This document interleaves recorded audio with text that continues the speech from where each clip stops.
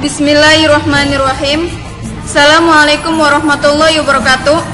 Pada kesempatan ini kita akan mempelajari matematika SD atau MI kelas 6 dengan materi operasi hitung dan bilangan bulat, geometri dan pengukuran. Di sini kita mempunyai tahapan yang akan kita sampaikan. Tahapan yang pertama yaitu intro, profil, dan tujuan. Intro akan dibacakan oleh Syarifah Atiriswanti dan Ella Nurella. Prakata, puji dan syukur penyusun panjatkan kehadirat ilahi Robi atas hidayah dan karunia-Nya, sholawat serta salam kepada Nabi Muhammad SAW. Alhamdulillah, penyusun telah menyelesaikan tugas ini tentang operasi bilangan bulat, geometri dan pengukuran. Adapun tugas ini diajukan untuk memenuhi salah satu tugas mata kuliah program komputer. Pada kesempatan ini, kami menyusun makalah ini berdasarkan hasil rangkuman dari beberapa sumber yang membahas tentang materi kelas 6 SD. Penyusun mengucapkan terima kasih yang sebesar-besarnya kepada semua pihak atas bantuan dan kerjasamanya yang baik. Penyusun menyadari penyusunan tugas ini masih jauh dari sempurna, baik dalam segi isi maupun penulisannya. Oleh karena itu, penyusun sangat mengharapkan masukan-masukan untuk tugas selanjutnya. Tujuan selanjutnya akan dibacakan oleh Arudin. Tujuan pembelajaran: setelah mempelajari bab ini, kamu diharapkan mampu: yang pertama, melakukan operasi bilangan hitung, bilangan bulat dan pemecahan masalah. Yang kedua, menggunakan sifat-sifat operasi hitung termasuk operasi campuran, FPB dan KPK. Yang ketiga, menentukan akar pangkat 3 suatu bilangan kubik. Dan yang terakhir adalah menghitung luas segi banyak, sederhana, volume, bangun dan ruang. Isi di sini akan dijelaskan oleh Mamat Rahmat.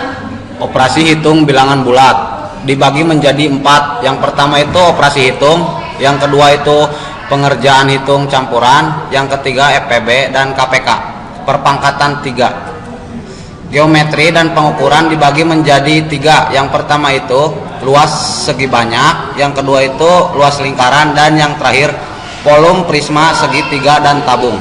Next.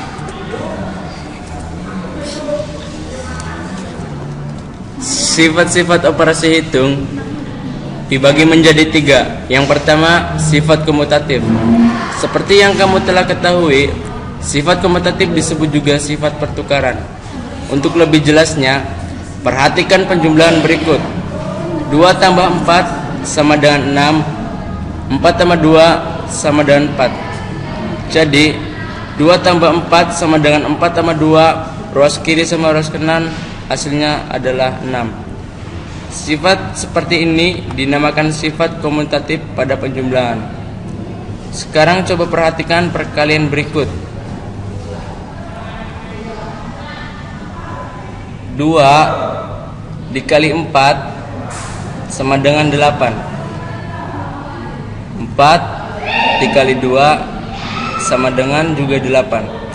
Jadi 2 dikali 4 sama dengan 4 dikali 2, sama dengan hasilnya ruas kiri sama ruas kanan adalah 8. Sifat seperti ini dinamakan sifat komutatif pada perkalian.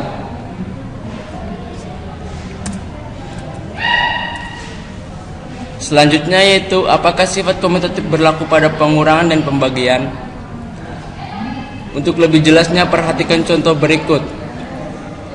2 dikurangi 4 sama dengan negatif 2, dan 4 dikurangi 2 sama dengan 2. Jadi 2 dikurangi 4 tidak sama dengan 4 dikurangi 2. Yang selanjutnya yaitu pembagian. 2 dibagi 4 sama dengan 0,5, dan 4 dibagi 2 sama dengan 2. Diperoleh bahwa 2 dibagi 4 tidak sama dengan 4 dibagi 2. Jadi Pada pengurangan dan pembagian tidak berlaku sifat komutatif. Yang kedua adalah sifat asosiatif. Pada penjumlahan dan perkalian tiga bilangan bulat berlaku sifat asosiatif atau disebut juga sifat pengelompokan. Perhatikan contoh penjumlahan tiga bilangan berikut. Buka kurung 2 tambah 3 tutup kurung ditambah 4 sama dengan 5 tambah 4 sama dengan 9. 2 ditambah buka kurung 3 ditambah 4 tutup kurung sama dengan 2 ditambah 7 sama dengan 9. Jadi buka kurung 2 ditambah 3 tutup kurung tambah 4 sama dengan 2 ditambah buka kurung 3 ditambah 4 tutup kurung. Sifat seperti ini dinamakan sifat asosiatif pada penjumlahan. Selanjutnya yaitu sekarang coba perhatikanlah contoh perkalian berikut. Buka kurung 2 dikali 3 tutup kurung dikali 4 sama dengan 6 dikali 4 sama dengan 24. 2 dikali buka kurung 3 dikali 4 tutup kurung sama dengan 2 dikali 12 sama dengan 24. Jadi buka kurung 2 dikali 3 dikali 4 sama dengan 2 dikali buka kurung 3 dikali 4 tutup kurung. Sifat ini disebut sifat asosiatif pada perkalian. Yang ketiga, sifat distributif. Selain sifat komutatif dan sifat asosiatif, terdapat pula sifat distributif. Sifat distributif disebut juga sifat penyebaran. Untuk lebih memahami, perhatikanlah contoh berikut. Contoh yang pertama, apakah 3 dikali buka kurung 4 tambah 5 sama dengan 3 dikali 4 ditambah buka kurung 3 dikali 5? Jawabannya yaitu 3 dikali buka kurung 4 tambah 5 sama dengan 3 dikali 9 sama dengan 27. Buka kurung 3 dikali 4 tutup kurung ditambah 3 dikali 5 tutup kurung sama dengan 12 tambah 15 sama dengan 27. Jadi 3 dikali buka kurung 4 tambah 5 tutup kurung sama dengan buka kurung 3 dikali 4 tutup kurung ditambah buka kurung 3 dikali 5 tutup kurung. Contoh yang kedua yaitu apakah 3 dikali buka kurung 4 dikurangi 5 tutup kurung sama dengan buka kurung 3 dikali 4 dikurangi buka kurung 3 dikali 5? Jawabannya yaitu 3 dikali buka kurung 4 dikurangi 5 sama dengan 3 dikali buka kurung negatif 1 tutup kurung sama dengan negatif 3. Buka kurung 3 dikali 4 dikurangi buka kurung 3 dikali 5 tutup kurung sama dengan 12 dikurangi 15 sama dengan negatif 3. Jadi 3 dikali buka kurung 4 dikurangi 5 tutup kurung sama dengan buka kurung 3 dikali 4 tutup kurung dikurangi buka kurung 3 dikali 5 tutup kurung. Contoh 1 dan contoh 2 ini menunjukkan sifat distributif perkalian terhadap penjumlahan dan pengurangan. Bismillahirrahmanirrahim. Nama saya Syarifah. Saya akan menjelaskan FPB dan KPK. FPB merupakan kepanjangan dari faktor persekutuan besar. Mencari FPB bisa dengan menggunakan pohon faktor. Perhatikan contoh berikut. Carilah FPB dari 36 dan 48. 36 bisa dicari dengan faktor prima. 36 menghasilkan 2 dikali 18. 18 bisa menghasilkan 2 dikali 9 bisa menghasilkan 3 dikali 3. Begitu juga 48.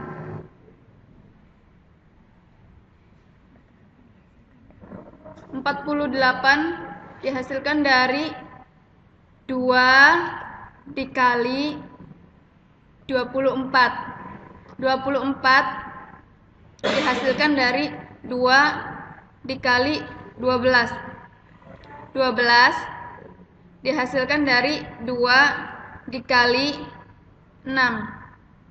6 dihasilkan dari 2 dikali 3. Maka faktor 36 yaitu 2 dikali 2 dikali 3 dikali 3. Faktor 48 yaitu 2 dikali 2 dikali 2 dikali 2 dikali 3. Jadi FPB dari 36 dan 48 adalah 2 dikali 2 dikali 3 sama dengan 12. Mencari FPB dengan cara tabel. Perhatikan contoh berikut.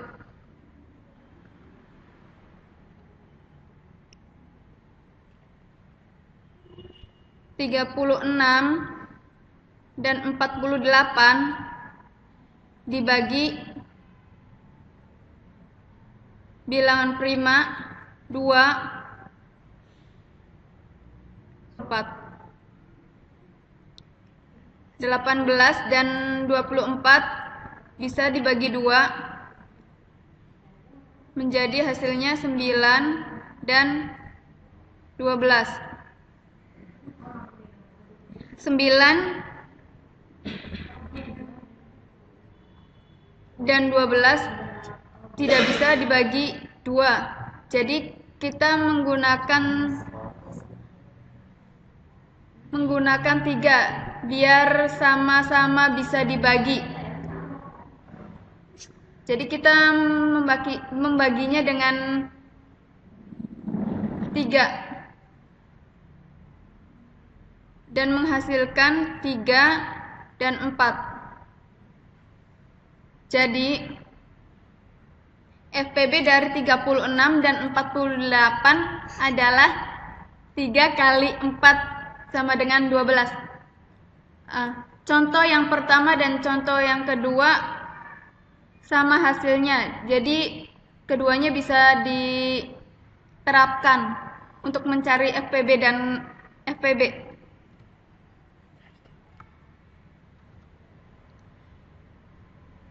Selanjutnya yaitu saya akan menjelaskan KPK.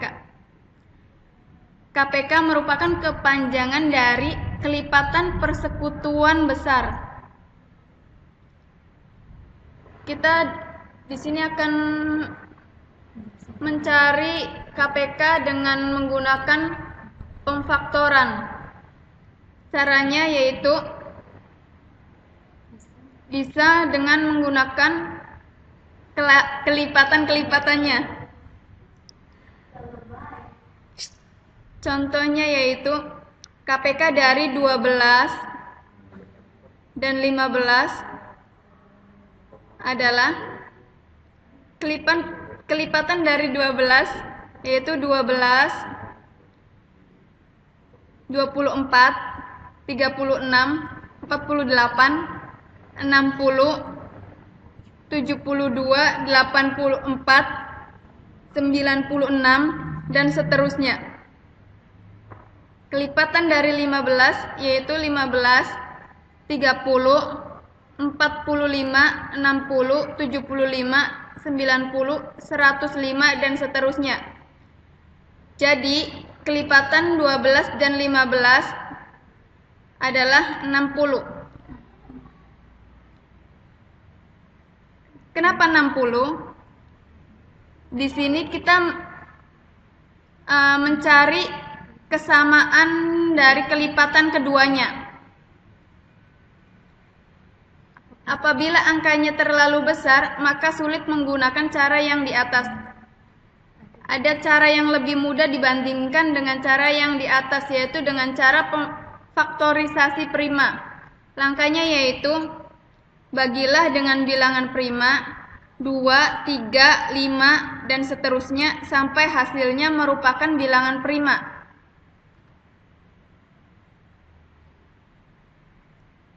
Mencari KPK dengan pohon faktor. Faktor dari 60 yaitu 60 dihasilkan dari 2 dikali 80. 80 dihasilkan dari 2 dikali 40. 40 dihasilkan dari 2 dikali 20. 20 dihasilkan dari 2 dikali 10. 10 dihasilkan dari 2 dikali 5. Jadi faktor dari 60 yaitu 2 dikali 2 kali 2 kali 2 kali 2 kali 5, atau 2 pangkat 2 pangkat 5 dikali 5. Jadi faktor prima dari 160 adalah 2. Kalian dapat menggunakan FPB dan KPK dalam pemecahan soal cerita. Perhatikan contoh berikut. 3 bus tiba di terminal bersamaan. Bus pertama tiba di terminal setiap 15 menit.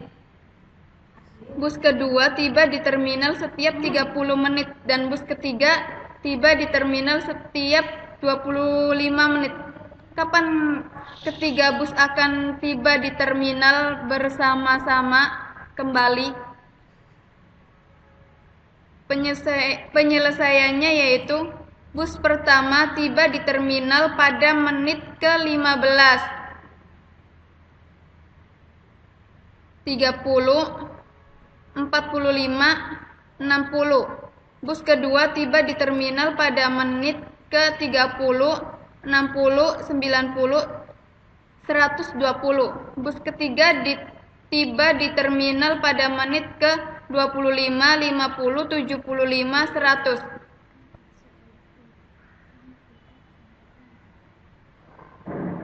Di sini kita mencari kelipatan-kelipatan dari bus-bus yang tiba pada menit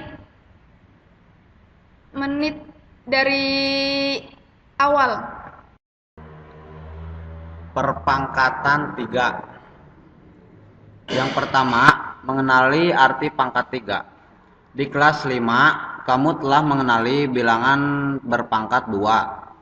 Contoh bilangan berpangkat 2, yang pertama itu 2 dipangkatkan 2 sama dengan 2 dikali 2. Kenapa 2 dikali 2? Karena pangkat itu menggunakan penyebut itu.